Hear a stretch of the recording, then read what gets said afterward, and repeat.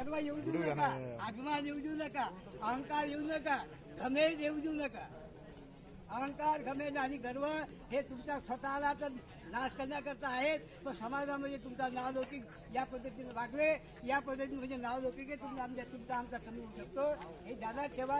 म्हणून अहंकार, घमेल, गर्व आणि गुमान म्हणजे हे सगळं टाकून देऊन म्हणजे आपण सर्वांनी म्हणजे समाजाबद्दल म्हणजे आदर, प्रेम, जिव्हाळा, आस्था ठेवून लागायला पाहिजे. आदर, प्रेम, जिव्हाळा आणि आस्था ठेवून लागायला पाहिजे. म्हणजे या पद्धतीने आपण वागायला पाहिजे असं माझं म्हणणं आहे. आणि झालं आता इथपर्यंत मी आलो. आता समाजाच्या दृष्टीनं म्हणजे माझ्यावर 4 मुद्दे आहेत.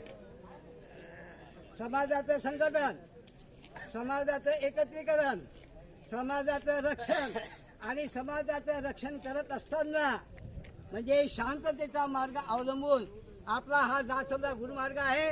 गुरु म्हणजे गुरु कोणाला म्हणतात, जो म्हणजे जीवनाचं शिक्षण देते, म्हणजे जीवन कसं म्हणजे प्रगती कशी करायचे, अध्यात्माकडे कसं जावं म्हणजे ते शिकवते, परमार्थाकडे कसं जावं हे शिकवते, मोक्षाच्या मार्गाकडे कसं जावं शिकवते.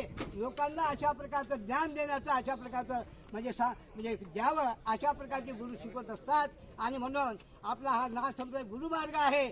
आपण शांततेचा, सद्गतीचा आणि मोक्षाचा मार्ग धरून आपणही म्हणजे सद्गतीने वागवून, शांततेच्या मार्गाने वागवून, मोक्षाच्या मार्गाने वागवून म्हणजे सगळ्यांना देखील अशा प्रकारचं शिक्षण, मार्गदर्शन आपण तुम्ही आम्ही सर्वांनी करायला पाहिजे.